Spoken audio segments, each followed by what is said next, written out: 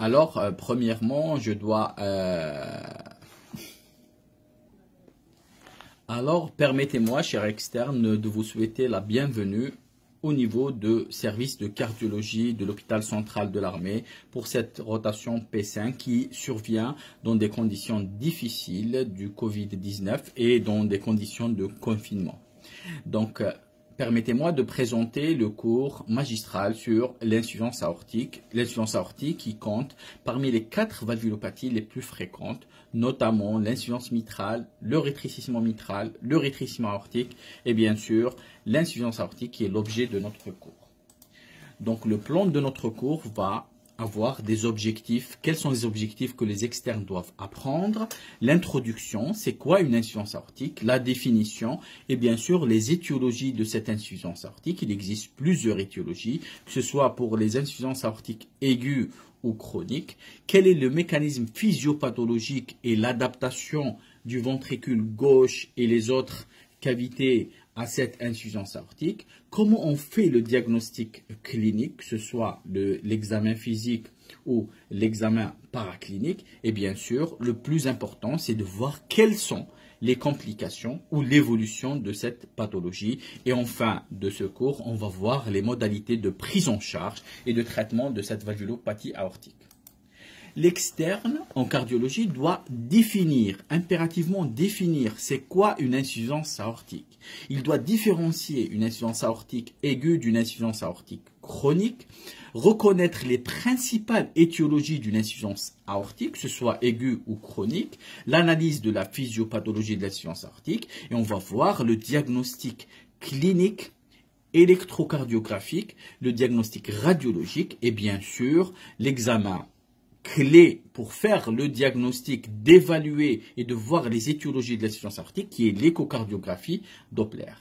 On va voir un chapitre, c'est quoi une évolution ou les complications d'une insuffisance aortique et bien sûr, l'externe doit voir les modalités thérapeutiques de cette prise en charge. Donc comme introduction ou la définition, l'insuffisance aortique correspond à un défaut de coaptation des sigmoïdes aortiques. Vous savez tous qu'il y a 3 sigmoïdes aortiques et 3 sigmoïdes pulmonaires. Les sigmoïdes aortiques, il y en a 3. Il y a une sigmoïde antéro-droite qui est coronaire, dite coronaire parce qu'il y a en regard la sortie de la coronaire droite. Et vous avez la sigmoïde antéro-gauche coronaire en regard de laquelle il y a la sortie du tronc commun, et vous avez la sigmoïde postérieure non coronaire. Donc lorsqu'il y a un défaut de coaptation de ces sigmoïdes, donc il y a un reflux du sang qui se fait de l'aorte vers le ventricule gauche. Normalement, cette valve, elle est étanche en diastole, mais lorsqu'il y a un défaut de coaptation, il y a un retour du sang qui se fait de l'aorte vers le ventricule gauche. On appelle ça une insuffisance aortique. Donc, l'insuffisance aortique est une affection grave. Pourquoi elle est grave? Elle est grave parce qu'il y a un retentissement important sur le ventricule gauche. Donc, il y a un risque d'insuffisance cardiaque parce que le ventricule gauche, il va se trouver avec 2 volumes. Un volume qui est donné par l'oreillette gauche lors de la systole auriculaire normale, mais il va se retrouver avec un deuxième volume qui est résultant de la régurgitation de l'aorte vers le ventricule gauche. Et bien sûr, lorsque ce ventricule, il va se délabrer, il va se dilater, il va s'hypertrophier, donc il y a un risque de mort subite, que ce soit par insuffisance cardiaque, qui est le continuum de cette pathologie, ou bien par trouble du rythme. Le deuxième problème qui est en rapport avec cette insuffisance aortique, c'est l'endocardite infectieuse. Et vous remarquez tous que l'endocardite infectieuse, c'est la première affection ou complication des 4 valvulopathies. Par rapport aux autres valvulopathies, c'est la complication la plus fréquente en cas d'insuffisance aortique. Sur le plan physiopathologique, cette insuffisance aortique va dépendre de la durée de la diastole. Plus la durée de la diastole est longue, plus il y a une insuffisance aortique massive et importante. Je prends toujours cet exemple d'un seau. Lorsque vous ouvrez le robinet, si vous laissez le robinet pendant 30 minutes, vous allez remplir le seau plus que si vous ouvrez pendant 20 minutes. Plus les résistances périphériques vasculaires sont importantes, plus la régurgitation aortique est importante. Et bien sûr, plus l'orifice régurgitant est important, plus l'insuffisance aortique est importante. Et donc, en résumé, l'importance d'une insuffisance aortique dépend de la surface fonctionnelle de l'orifice régurgitant en diastole. Plus cet orifice est important, plus l'insuffisance aortique est importante. Le gradient de pression diastolique entre l'aorte et le ventricule gauche, plus ce gradient est important, plus l'insuffisance aortique est importante. Et bien sûr, la durée de la diastole, plus la durée est importante, plus l'insuffisance aortique est massive et importante. Sur le plan physiopathologique, le ventricule gauche, on a dit tout à l'heure qu'il va se retrouver avec deux volumes. Un volume V1 et un volume V2. Un volume V1 qui va venir de la systole normale de l'oreillette gauche, parce que le sang il va venir des veines pulmonaires, l'oreillette gauche, ensuite la systole auriculaire vers le ventricule gauche. Mais dans l'insuffisance aortique, il y a un deuxième volume qui s'ajoute, c'est le volume qui va régurgiter de l'aorte vers le ventricule gauche. Donc il y a une augmentation du volume d'éjection systolique. Et le ventricule gauche, qu'est-ce qu'il va faire? Il va se dilater, il va s'adapter, il va se dilater pour contenir ces deux volumes. Ensuite, pour éjecter ces deux volumes, il va se retrouver avec une post-charge importante. Donc le ventricule gauche, il va s'hypertrophier pour essayer d'éliminer ces deux volumes qui sont, ou c'est le volume qui est en trop.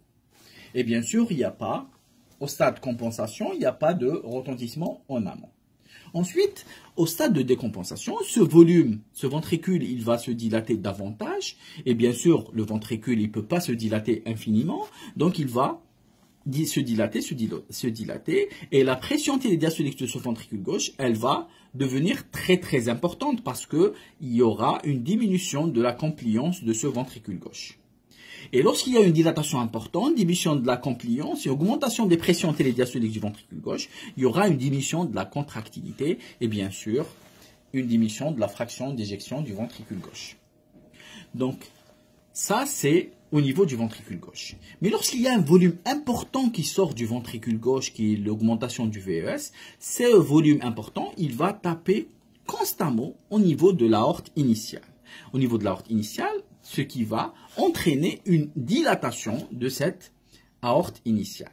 Cette dilatation, avec ce volume qui est important, va entraîner une augmentation de la pression systolique intra-aortique.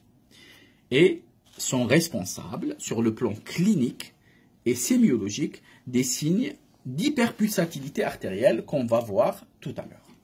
Donc la fuite aortique qui est importante va entraîner une diminution de la pression artérielle diastolique. Parce que l'onde de pouls, elle va sortir du ventricule gauche, elle va partir au niveau de l'aorte, elle va irriguer les tissus, ensuite elle va revenir au niveau de la base de l'aorte pour irriguer les deux artères coronaires.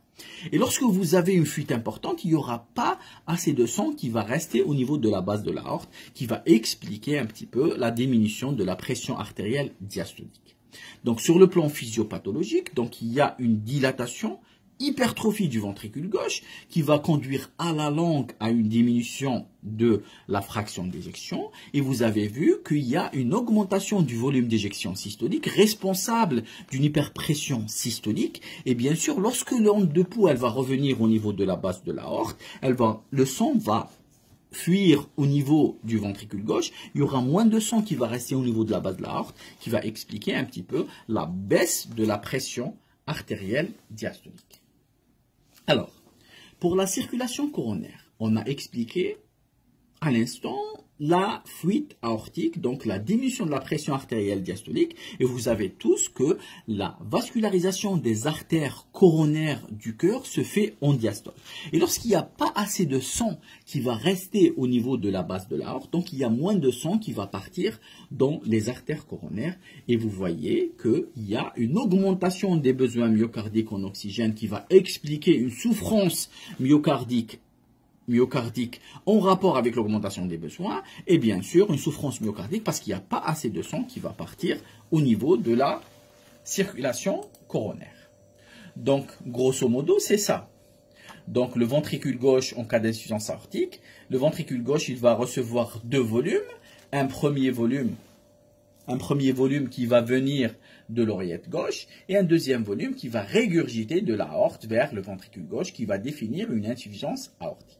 Donc le ventricule gauche, il va se retrouver avec deux volumes. Donc qu'est-ce qu'il va faire? Il va se dilater, il va essayer de s'hypertrophier pour essayer d'évacuer ces deux volumes. Donc c'est une augmentation de la charge et de la post-charge. Sur le plan étiologique, l'insuffisance aortique chronique, on distingue deux tableaux. Le premier tableau, c'est l'insuffisance aortique chronique. Donc le chef de file, on est en Algérie, il y a le rhumatisme articulaire aigu, il y a aussi l'endocardite. L'endocardite, elle peut être la cause d'une insuffisance aortique chronique, comme elle peut être la conséquence d'une insuffisance aortique aiguë. Et bien sûr, vous avez toutes les autres pathologies, la maladie annulo-ectatiante, la bicuspidie, c'est une anomalie congénitale. Au lieu d'avoir 3 cuspes, on va avoir 2 cuspes au lieu de 3. On appelle ça une bicuspidie. L'hypertension artérielle constitue une étiologie de l'insuffisance aortique. Et bien sûr, l'insuffisance aortique sur maladie de système, les aortites inflammatoires et les autres maladies comme la radiothérapie. La maladie annulo-ectatiante ou le syndrome de Marfan, c'est des patients qui sont longiligne, qui sont grands, ils ont un excès de collagène et de tissu élastique, donc la valve, elle va devenir très souple et l'aorte, au lieu d'avoir une texture musculaire importante, elle va avoir une texture élastique et fibrinogène importante. Donc l'aorte, qu'est-ce qu'elle va faire? Elle va se dilater, et lorsqu'elle va se dilater, elle va entraîner une dislocation entre les valves. Et ça va entraîner bien sûr une insuffisance aortique. C'est ça une maladie de Marfan. Donc c'est une dilatation de l'aorte ascendante. Vous voyez, normalement l'aorte, elle est tubulaire. Et là, vous voyez que l'aorte, elle se dilate. Lorsqu'elle se dilate, elle entraîne une dislocation des sigmoïdes pour entraîner une insuffisance aortique importante. Donc c'est ça la maladie de Marfan. C'est des gens qui ont une luxation du cristallin. Ils peuvent faire parce que les articulations sont très riches en collagène et en fibres élastiques, ils peuvent avoir des déformations qui sont assez importantes. Ça, c'est une endocardite infectieuse, mais vous voyez qu'il n'y a pas une tricuspe, il n'y a pas le signe de Mercedes, il y a il y a que deux cuspes, la cuspe droite et la cuspe gauche, et vous voyez que cette cuspe est bouffée par l'endocardite ou par le microbe. Donc, c'est une endocardite infectieuse sur une bicuspidie aortique. Là, vous voyez une aorte normale qui n'est pas dilatée, mais là, vous voyez une bicuspidie. Au lieu d'avoir 3 cuspes, signe de Mercedes, on a bicuspidie, donc 2 cuspes avec une dilatation importante de l'aorte ascendante. C'est ça une insuffisance aortique, c'est une coupe longue axe. Vous voyez là le ventricule gauche, vous voyez l'aorte, l'oreillette gauche, la valve mitrale et la valve aortique. Et vous voyez la régurgitation aortique qui se fait de l'aorte vers le ventricule gauche et toujours en diastole. Donc le diagnostic positif. Il ne faut pas compter sur les symptômes, sur la dyspnée. Parce que l'insuffisance aortique reste longtemps asymptomatique. Et vous avez vu qu'il y a quand même une adaptation qui est très importante du ventricule gauche. Le ventricule gauche, il va se dilater pendant plusieurs années. Donc, un patient qui est asymptomatique, ça ne veut pas dire que son insuffisance aortique n'est pas importante. Les circonstances de découverte d'une insuffisance aortique, puisqu'elle reste longtemps asymptomatique, c'est une insuffisance aortique qui reste longtemps asymptomatique. On peut faire le diagnostic sur un examen clinique. En ausculte, on trouve un souffle, ou bien à la radiographie, on trouve un gros cœur, ou bien à l'ECG, on trouve une hypertrophie ventriculaire gauche de type diastolique.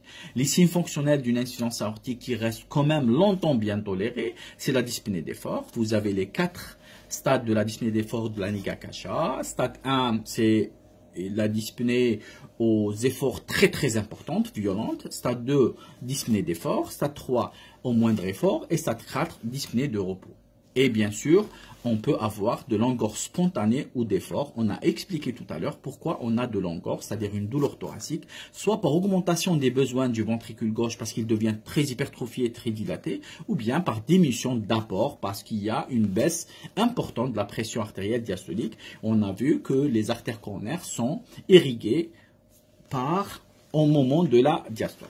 Ou bien, on peut découvrir une insuffisance aortique à l'occasion d'une complication, par exemple un œdème aigu du poumon, en cas d'insuffisance ventriculaire gauche, en cas d'endocardite infectieuse qui peut démasquer une insuffisance aortique, une dissection de l'aorte, lorsque votre aorte va être dilatée. Donc il y a un risque à l'occasion d'un ACO hypertensif d'avoir une dissection de l'aorte, c'est-à-dire un clivage de l'intima de l'aorte, et ça peut donner une dissection de l'aorte. Et bien sûr, à l'occasion d'une mort subite, et là c'est un diagnostic post-mortem. Comme signe fonctionnel, la dyspnée d'effort, c'est le principal symptôme. On a dit tout à l'heure que le ventricule gauche va se dilater. Il va se dilater. Ensuite, il n'y a pas moyen de se dilater, donc il y a une augmentation de la pression télédiastolique de ce ventricule gauche. Cette pression télédiastolique, elle va agir sur quoi? Elle va agir en amont de cet obstacle, c'est-à-dire au niveau de l'oreillette gauche. La pression au niveau de l'oreillette gauche, elle va augmenter, et cette pression au niveau de l'oreillette gauche, elle va se retentir en amont, c'est-à-dire sur l'artère, les veines pulmonaires. Elle va entraîner une augmentation des pressions au niveau des veines pulmonaires.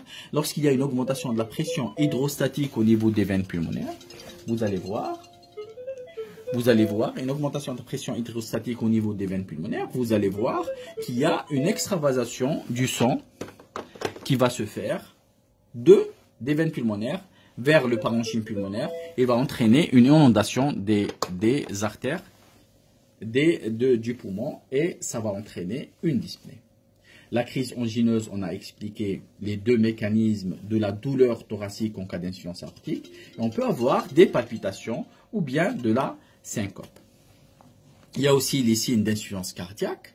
Les signes d'insuffisance cardiaque, il y a les signes d'insuffisance cardiaque gauche qui sont surtout la dyspnée du stade 1 vers le stade 4, et vous avez la tachycardie. C'est deux signes pathognomoniques d'une insuffisance cardiaque gauche. Et vous avez aussi les signes d'insuffisance cardiaque droite qui sont, ou bien à l'occasion d'une mort subite. Donc l'examen clinique, c'est un examen qui est clé quand même, c'est l'auscultation, surtout l'auscultation, mais on peut, à la palpation, si le ventricule gauche est dilaté, on peut avoir un choc de pointe étalé et violent, et un choc en dôme, il est dévié en bas et à gauche, parce que le ventricule gauche, il va se dilater, il va se développer en bas et à gauche. Et le signe pathognomonique, c'est le souffle holodiastolique de régurgitation. Il est ausculté en général au niveau du foyer aortique, qui est situé au niveau de à 2 cm ou au ras du sternum du côté droit, parce qu'on ausculte l'insuffisance aortique du côté droit, donc du côté droit, ou bien au niveau du foyer d'herbe, c'est-à-dire le long du bord gauche du sternum.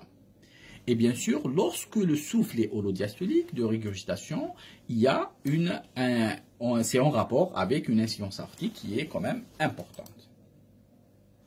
Donc le souffle, il commence par le B2. Après le B2, il est sous forme losangique, il disparaît avant le B1. Et lorsque le souffle est entre le B2 et le B1, c'est-à-dire il remplit le B1 et B2, donc c'est un souffle holodiastolique. Et le souffle holodiastolique, doux, humé et aspiratif, et il est en rapport avec une insuffisance aortique qui est importante. Maintenant, on va essayer de voir quels sont les souffles ou les bruits accompagnateurs d'une insuffisance aortique. Donc le souffle principal, c'est un souffle de régurgitation. Il est entendu, il est ausculté au niveau du foyer aortique, en position assise, penché en avant. C'est ça l'auscultation d'une insuffisance aortique. Mais c'est un souffle qui est diastolique, qui est doux, humé, aspiratif, parfois difficile à entendre, mais on peut ausculter des signes accompagnateurs comme le souffle systolique éjectionnel. Il va simuler quand même un rétrécissement aortique, mais il ne va pas simuler un rétrécissement aortique en rapport avec un défaut d'ouverture des valves aortiques, mais vous avez vu qu'il y a un volume important qui va être éjecté du ventricule gauche du fait d'avoir deux volumes à l'intérieur du ventricule gauche. Ce volume important, il va sortir à travers d'un orifice normal. Il va simuler un rétrécissement aortique. Vous avez le clic protosystolique et plus rarement le pistol shot, c'est-à-dire le bruit d'ouverture des sigmoïdes aortiques. Et d'ouverture et le claquement de ce bruit, de ce volume qui est important, il se claque à chaque fois au niveau de la paroi de cette neuropathie aortique. Le signe le plus important, c'est le roulement d'Austin-Flint. Le roulement d'Austin-Flint, c'est une régurgitation aortique importante qui se fait au moment où les valves mitrales sont ouvertes. Et ce flux de régurgitation va entraîner une